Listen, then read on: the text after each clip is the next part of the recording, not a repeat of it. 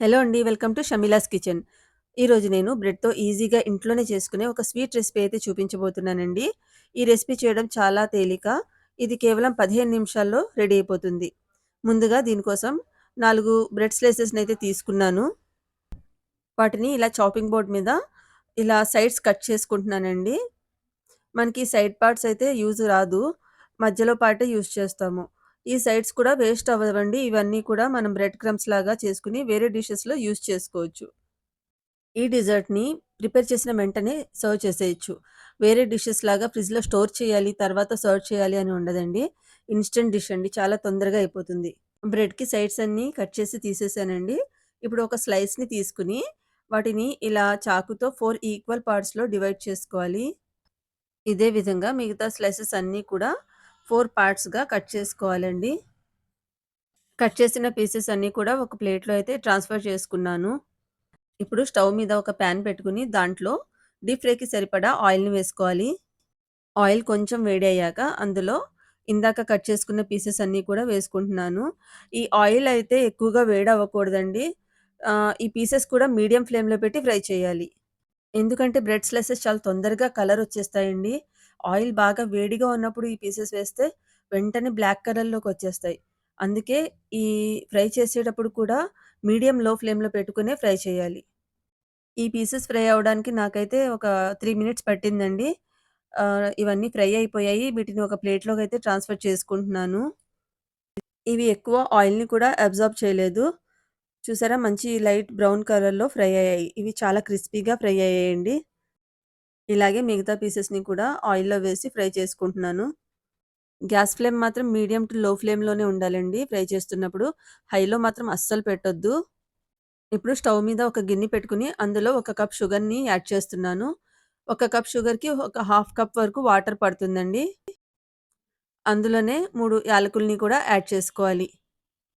Sugar melt అయ్యే వరకు దీన్ని కలుపుతూ ఉండాలి. దీన్ని హై ఫ్లేమ్ మీద పెట్టి కలుపుతూ ప్రిపేర్ చేయాలండి. బాగా తీగ పాకం అయితే అవసరం లేదు. జస్ట్ ఇలా ఫింగర్స్‌కి టచ్ అయితే సరిపోతుంది.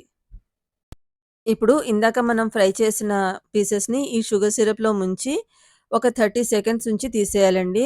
ఇవి ఎక్కువ సేపు ఉంచకూడదు. ఎక్కువ సేపు ఉంచితే ఇవి బాగా మెత్తగా అయిపోతాయి. ఈ పీసెస్ అనేవి క్రిస్పీగా ఉంటేనే ఈ స్వీట్ బాగుంటుందండి. అన్ని పీసెస్‌ని కూడా ఇలా షుగర్ సిరప్‌లో ముంచి ఒక నెట్ ప్లేట్‌లో అయితే తీసుకుంటున్నాను. ఎప్పుడైనా మనకి మంచి స్వీట్ తినాలి అనిపించినప్పుడు, లేదు ఎవరైనా వస్తున్నారు, మంచి డిజర్ట్ ప్రిపేర్ చేయాలి అనుకున్నప్పుడు, ఈ డిష్ అయితే పర్ఫెక్ట్‌గా సూట్ అవుతుందండి. కేవలం 15 నిమిషాల్లో దీన్ని ప్రిపేర్ చేసేయొచ్చు. అండ్ ఇంగ్రీడియెంట్స్ కూడా చాలా తక్కువగా పడతాయి. ఒకసారి మీరు ప్రిపేర్ చేసి చూడండి. టేస్ట్ అయితే చాలా బాగుంటుంది. అండ్ ఈ సిరప్ మిగిలిపోయింది కదండీ! ఇది వేస్ట్ కాదు. దీన్ని కూడా తర్వాత యూజ్ చేస్తాము. నెక్స్ట్ ఒక స్టవ్ మీద ఒక పాన్ పెట్టుకొని, అందులో ఒక 100 గ్రామ్స్ వరకు పాలని యాడ్ చేసుకున్నాను. అందులో ఒక 100 గ్రామ్స్ వరకు పాల పౌడర్‌ని తీసుకున్నానండి. దీన్ని ఇందులో ఇలా కలుపుతూ వేసుకొని మెల్ట్ చేసుకోవాలి. ఇవి లమ్స్ లేకుండా కలుపుతూనే ఉండాలి. ఇవి కొంచెం కొంచెంగా యాడ్ చేస్తూ ఉండాలి పౌడర్‌ని. ఒకేసారి యాడ్ చేస్తే లమ్స్ వచ్చేస్తాయండి. దీన్ని కూడా మీడియం ఫ్లేమ్ మీద పెట్టి కలుపుతూ ఉండాలి. ఇది మొత్తమంతా కూడా దగ్గరగా అయ్యి, ఒక పేస్ట్‌లాగా అయ్యే వరకు కలుపుతూనే ఉండాలి. ఇందులో మనం షుగర్‌కి బదులు ఇందాక మిగిలిపోయిన షుగర్ సిరప్‌నయితే యాడ్ చేస్తున్నాను. ఇందులో మొత్తం షుగర్ సిరప్‌ని యాడ్ చేయొద్దండి. ఎలా ఉంది చూసి చెక్ చేసుకొని కొంచెం చప్పగానే పెట్టుకోవాలి. ఎందుకంటే ఇందాక పీసెస్‌ని కూడా షుగర్ సిరప్‌లో యాడ్ చేసాం కాబట్టి, ఇందులో కొంచెం తక్కువ ఉంటేనే స్వీట్ బావుంటుంది. ఇప్పుడు ఈ పేస్ట్ అంతా రెడీ అయిపోయింది. ఇది బాగా దగ్గరగా వద్దండి. ఇలానే ఉండాలి కన్సిస్టెన్సీ అనేది. ఎందుకంటే చల్లారితే ఇంకా టైట్‌నెస్ ఎక్కువవుతుంది.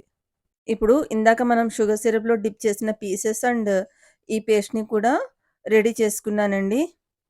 ఈ పీసెస్ షైనీగా ఎంత బాగున్నాయంటే వీటిని ఇలాగే తినేయొచ్చు. స్వీట్‌గా చాలా బాగున్నాయి. అండ్ మనం ప్రిపేర్ చేసుకున్న ఈ రబడీ స్వీట్ కూడా చాలా బావుంది. ఇప్పుడు ఈ పీసెస్‌లోకి ఈ పేస్ట్‌ని ఫిల్ చేసుకుందాము. దీనికోసం ఒక పీస్‌ని తీసుకొని, ఈ పేస్ట్‌ని ఇట్లా పూర్తిగా అప్లై చేయాలి. ఇది ఎక్కువగా అప్లై చేస్తే సైడ్స్‌కొచ్చేస్తది. సైడ్స్‌కి రాకుండా స్పూన్‌తో అడ్జస్ట్ చేసుకుంటూ అప్లై చేయాలి. దాని మీద ఇలా ఒక పీస్‌ని కూడా పెడితే మన స్వీట్ రెడీ అయిపోతుంది. ఇలాగే మిగతా పీసెస్‌ని కూడా రెడీ చేసుకుందాము. ఈ స్వీట్ చూడ్డానికైతే చాలా రిచ్‌గా ఉంటుందండి. అండ్ ప్రిపరేషన్ టైమ్ కూడా చాలా తక్కువ. చూసారా ఎంత బావుందో చూడ్డానికి. మీకు గాని నా వీడియో నచ్చితే లైక్ చేయండి. అండ్ ఈ స్వీట్‌ని ప్రిపేర్ చేసి ఎలా వచ్చిందో కామెంట్ చేసి చెప్పండి. మీరింకా నా ఛానల్‌ని సబ్స్క్రైబ్ చేసుకోకపోతే ప్లీజ్ సబ్స్క్రైబ్ చేసుకోండి. అండ్ నా వీడియోస్‌ని మీ ఫ్రెండ్స్ అండ్ ఫ్యామిలీ మెంబర్స్ అందరికీ కూడా షేర్ చేయండి.